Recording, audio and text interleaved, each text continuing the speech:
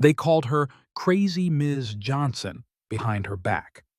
Little did they know, the woman they mocked for her outdated clothes and wild stories had once helped put America's first satellites into orbit. The fluorescent lights buzzed overhead as Martha Johnson shuffled into Roosevelt High School, her worn leather briefcase swinging slightly with each step.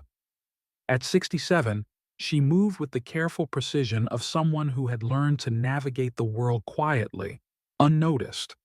Her thick glasses caught the morning light as she made her way to the substitute teacher's lounge, where the familiar smell of burnt coffee and disappointment greeted her. "Morning, Mrs. Johnson," mumbled Principal Davis, barely looking up from his paperwork. After 20 years of seeing her face in these hallways, she had become part of the furniture, reliable, unremarkable, and easily forgotten. But what Principal Davis didn't know was that Martha Johnson was carrying a secret that would change everything. By the end of this day, Martha would make a decision that would either save Roosevelt High School or destroy what little reputation she had left. Room 237 was already in chaos when Martha arrived. The regular teacher was out sick again, and the sophomores of Roosevelt High had decided to turn the classroom into their personal playground. Paper airplanes sailed through the air while students shouted across the room, their voices echoing off the peeling paint walls. "Settle down," Martha said softly, adjusting her glasses. The students barely glanced in her direction. "Oh, great.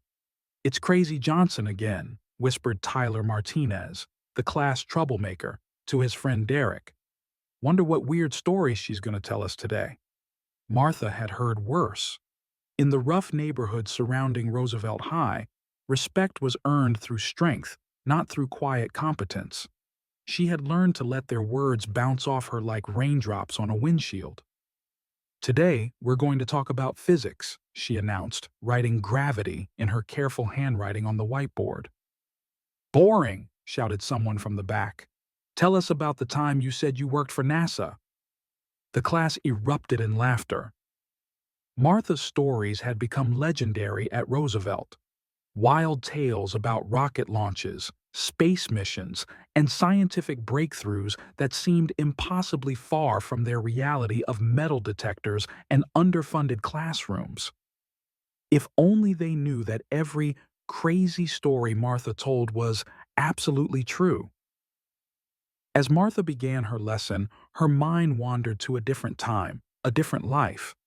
She remembered the weight of responsibility she had carried in 1962, when she was Dr. Martha Stevens, aerospace engineer, standing in mission control as America's first communication satellite prepared for launch. "The trajectory calculations are off by zero point 0.3 degrees, she had told the mission director, her voice steady despite the pressure. "We need to adjust the launch angle." "Are you sure, Stevens?" he had asked, doubt creeping into his voice. "I've run the number 17 times, she had replied. "Trust me."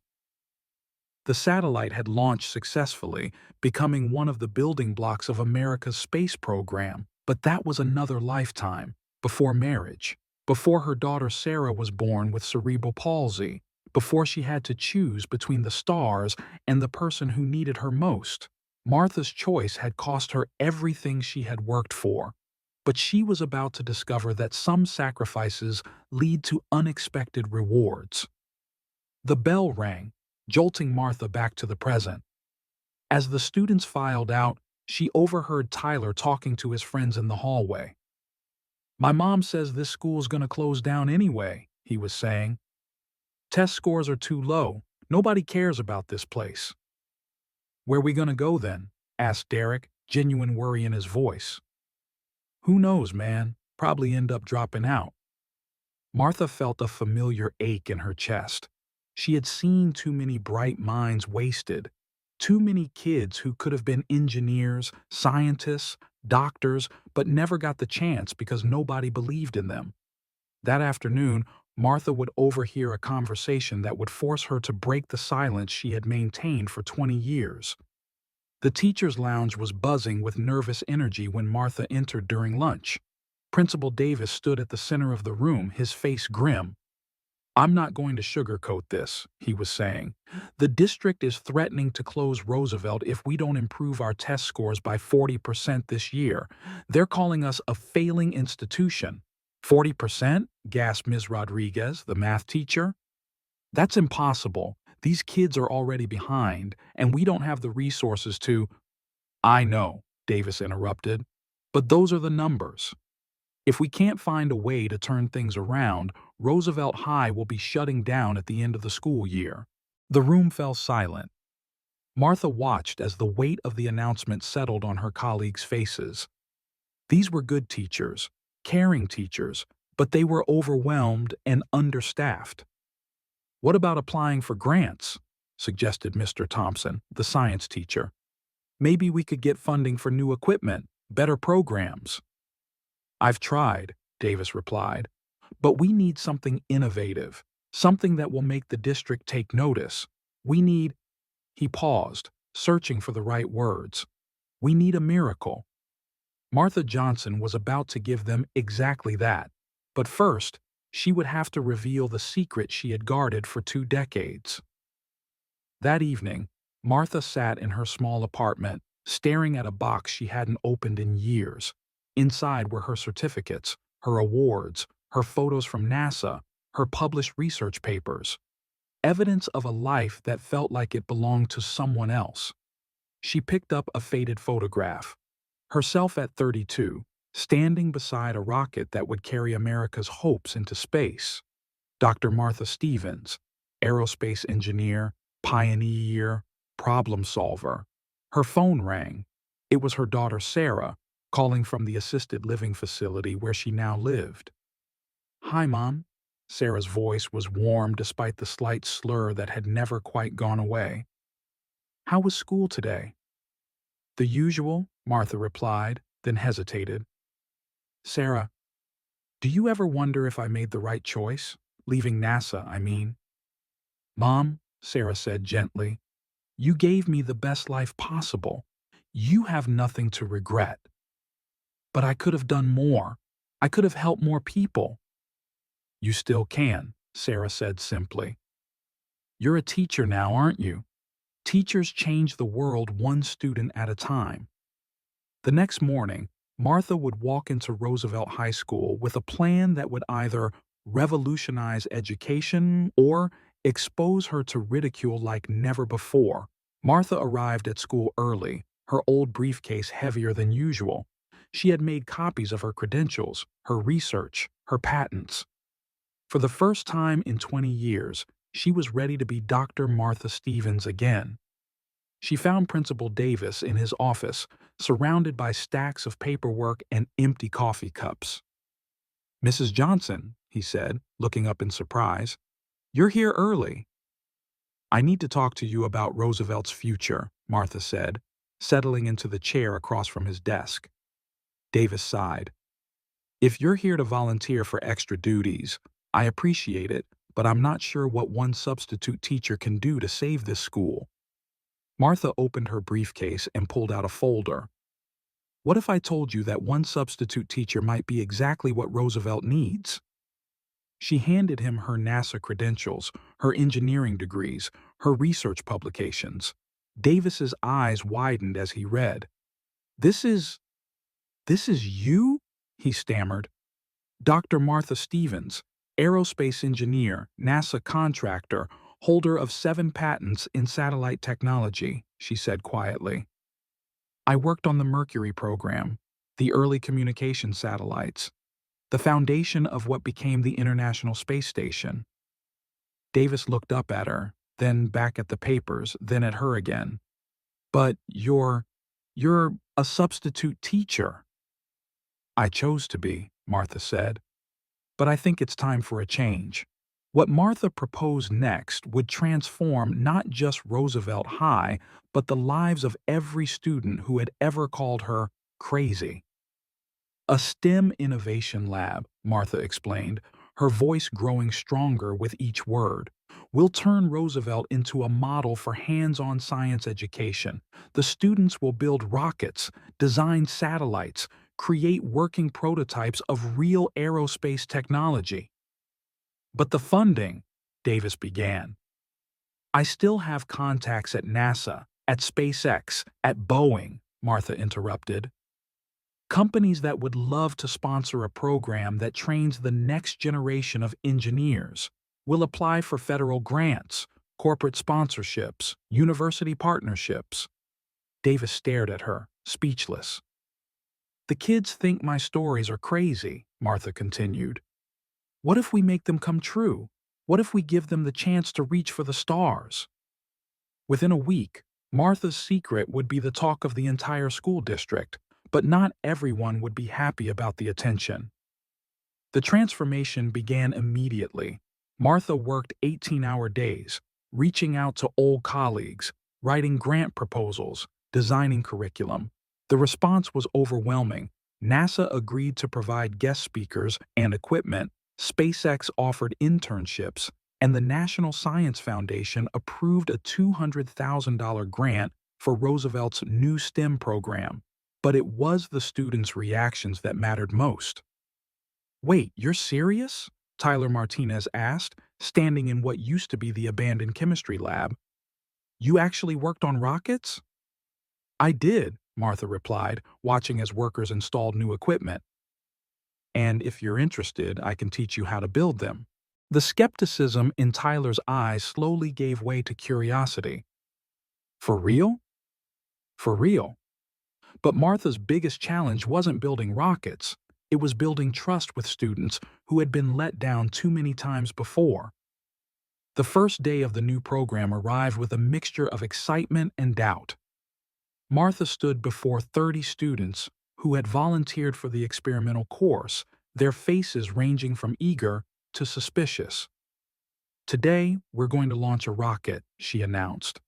Like a real rocket? Asked Jessica, a quiet girl who had never spoken up in class before. A real rocket, Martha confirmed. Small, but real. By the end of this semester, you'll be designing and building rockets that can carry payloads to altitudes of over 1,000 feet. She led them outside to the school parking lot, where a small launch pad waited. The rocket was simple, a model she had built the night before, but the principles were the same ones she had used to send satellites into space. 3, 2, 1, ignition, she counted down. The rocket shot skyward, trailing smoke and carrying with it the amazed shouts of 30 teenagers who had never imagined they could reach so high. But success would bring unexpected challenges, and Martha would soon discover that not everyone wanted Roosevelt High to succeed. As word spread about Roosevelt's transformation, the school became a media sensation. News crews arrived to interview the former NASA engineer turned inner-city teacher. Education officials praised the innovative program, but with attention came scrutiny. Some people are asking questions, Principal Davis warned Martha during a private meeting. They want to know why you never mentioned your background before. They're wondering if there's more to the story. Martha felt the familiar weight of judgment. What kind of questions? About why you left NASA, about whether you're hiding something. Martha was quiet for a long moment. Do you want to know the truth? Only if you want to tell it. I left because my daughter needed me more than NASA did, she said simply. I chose love over career, family over fame. Some people will never understand that choice. Martha's past was about to catch up with her in a way she never expected, and it would threaten everything she had built. The attack came in the form of a blog post that went viral. Failed, NASA engineer deceives students. The anonymous author claimed that Martha had been forced out of NASA for incompetence, that her credentials were exaggerated, that she was exploiting vulnerable students for her own glory. Martha read the post on her phone while sitting in her empty classroom, each word hitting like a physical blow. The comments section was filled with people calling her a fraud, a liar, a desperate woman living in the past. Her phone rang. It was Tyler Martinez. Ms. Johnson, he said, his voice tight with emotion. I saw the stuff online. It's not true, is it? Martha closed her eyes. What do you think, Tyler? I think you're the best teacher I ever had, he said fiercely. And I think whoever wrote that garbage doesn't know what they're talking about. The final test of Martha's program, and her reputation, would come at the state science fair, where Roosevelt students would compete against the best schools in the country. The state science competition was held at the university, in a gleaming building that intimidated even the most confident students. Teams from elite private schools arrived with expensive equipment and professional-looking displays. Roosevelt students huddled together, suddenly aware of their second-hand clothes and homemade projects. "We don't belong here," whispered Jessica, staring at a team from Westfield Academy setting up their elaborate robotics demonstration. "Yes, you do," Martha said firmly. "You belong here more than anyone." She gathered her students in a circle. "You want to know what I learned at NASA? The best engineers aren't the ones with the fanciest equipment. They're the ones who can solve problems with whatever they have. They're the ones who never give up." Tyler stepped forward, holding the rocket he had designed and built himself.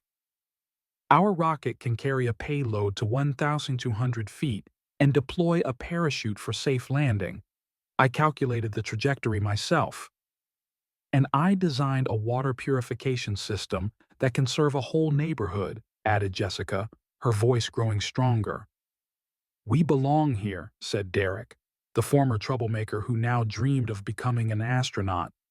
"We're not just Roosevelt High anymore, we're future engineers." When the judges announced the winners, Martha held her breath, knowing that this moment would define not just her students' futures, but her own legacy. "First place in the aerospace division," the announcer called out, "goes to Roosevelt High School for their innovative rocket design and payload deployment system."